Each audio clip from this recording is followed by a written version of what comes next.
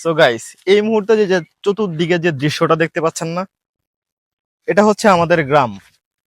মাটির গন্ধ, খোলা এই আকাশ আর এই প্রকৃতির নিঃশব্দতাই আমাদের গ্রামের আসল পরিচয়। এখন আমাদের এই গ্রামে কিন্তু ধান লাগানোর সিজন, যা একেবারে সবুজে সবুজে চতুর্দিক ভরে থাকবে। সো তার মাঝে আপনাদের সাথে একটু শেয়ার করতেছি। এই মুহূর্তে আমরা আসছি হচ্ছে যে আমাদের বাসার পাশে একটা বিল আছে, যে বিলের এই যে পানি, এই যে বিল, যদিও বা মাছ টাছ ধরে একবারে একাকার হয়ে গেছে। এখন সেই এই জমিগুলাতে কিন্তু ধান লাগানো হয়ে গেছে। আর এখন আমরা আসছি একটা, মানে ভিডিওর ব্যাকগ্রাউন্ড যেন সুন্দর আসে, সেই একটা জায়গাতে আসছি, এই যে কলা গাছের পাশে আর কি। আর এই পাশে আমাদের ওই যে মসজিদ আছে, ওই যে মসজিদ, এবং ট্রাক্টর দিয়ে ধান আল বাইতেছে। তার ফাঁকে আসছে একটা ভিডিও শুট করতে। ভিডিও তো বরাবরের মতোই বলি যে ভিডিও কিন্তু পেয়ে যাবেন ইউটিউবে, গ্রাম্য জীবন ইউটিউব চ্যানেলে। যদিও আমরা নতুন স্টার্ট করছি, আর আমি জানি যে আমার ফেসবুক থেকে কেউ আসলে যাবে না। আর যারাই হচ্ছে গিয়ে ভাইয়ার ফেসবুক থেকে ইউটিউবে যাবে তারা হচ্ছে গিয়ে গিয়ে একটা করে ব্লগ মারবেন।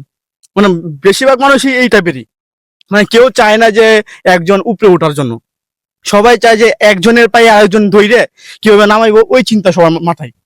যাই হোক ভাই, সাপোর্ট করেন না করেন, সাপোর্ট করার প্রয়োজন নাই, বলেও না, কিন্তু দয়া করে ব্লগটা মাইরেন না, ভিডিওতে যায় রিপোর্ট মাইরেন না, কষ্ট লাগবে।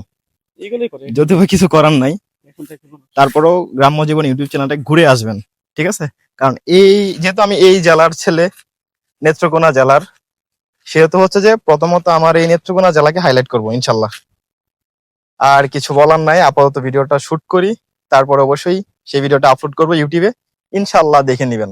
সাপোর্ট চাইতেছি না, ভুল করে সাপোর্ট চাইতেছি না, শুধুমাত্র আপনাদের ভালোবাসা, আর কিচ্ছু না।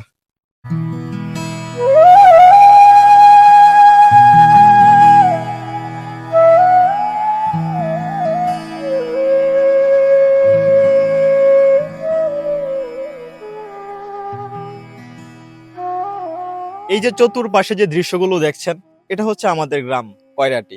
মাটির গন্ধ, খোলা আকাশ আর প্রকৃতির নিঃশব্দতাই আমাদের গ্রামের আসল পরিচয়।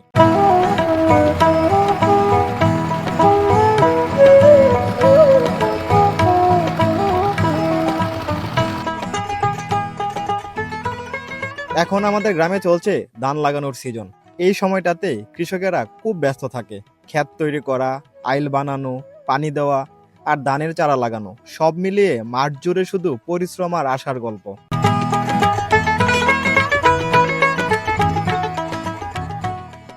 এই মাটির সঙ্গে কৃষকের সম্পর্ক শুধু কাজের না, এটা ভালোবাসা আর বাঁচার লড়াইয়ের। এক ফোঁটা ঘাম পড়ে, তার বদলে জন্ম নেয় হাজারো শীষ ধান।